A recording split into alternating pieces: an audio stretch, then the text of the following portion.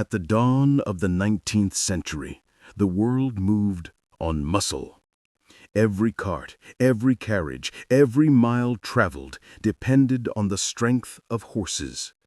Cities were built around stables, not garages, and the sound of hooves was the heartbeat of progress. But as industry grew, so did the problem. By 1880, New York alone was home to more than 100,000 horses. Each produced an average of 25 pounds of waste per day. The streets were filthy, the air was foul, and disease was spreading. The world needed a cleaner, faster, more efficient way to move. The idea of a self-moving machine, a carriage that could travel without a horse, was no longer fantasy.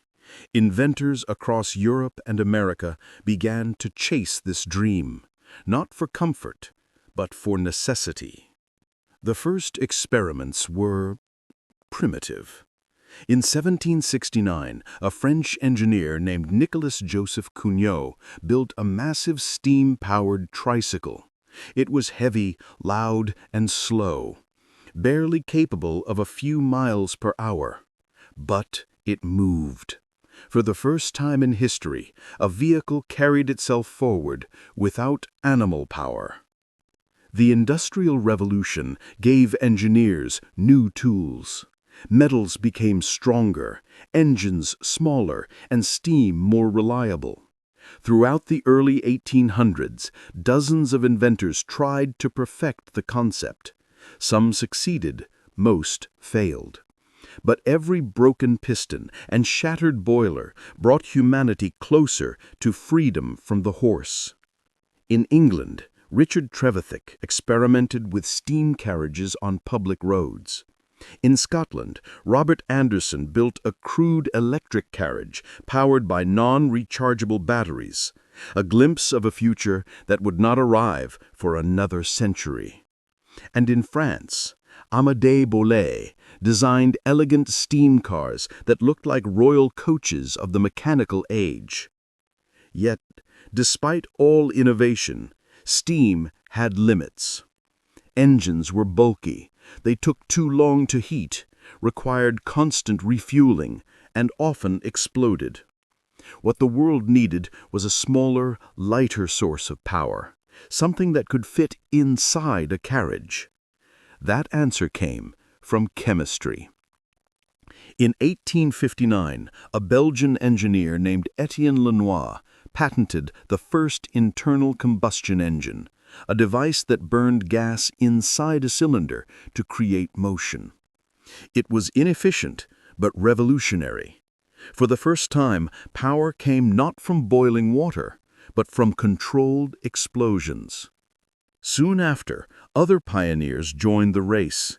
In Germany, Nikolaus Otto improved the design with his four-stroke cycle engine.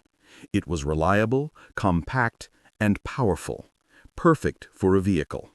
The dream of a practical automobile was no longer science fiction. It was within reach.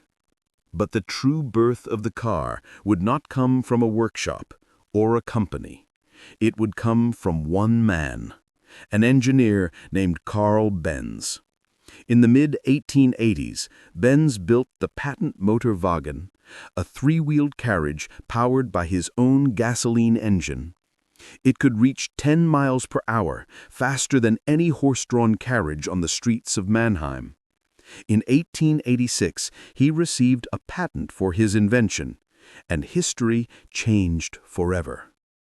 Yet, even Benz's machine might have been forgotten if not for one courageous woman.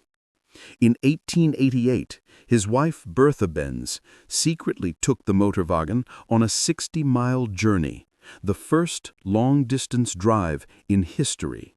She proved it worked, and she showed the world that the age of the automobile had truly begun. From that moment, humanity's dependence on horses began to fade.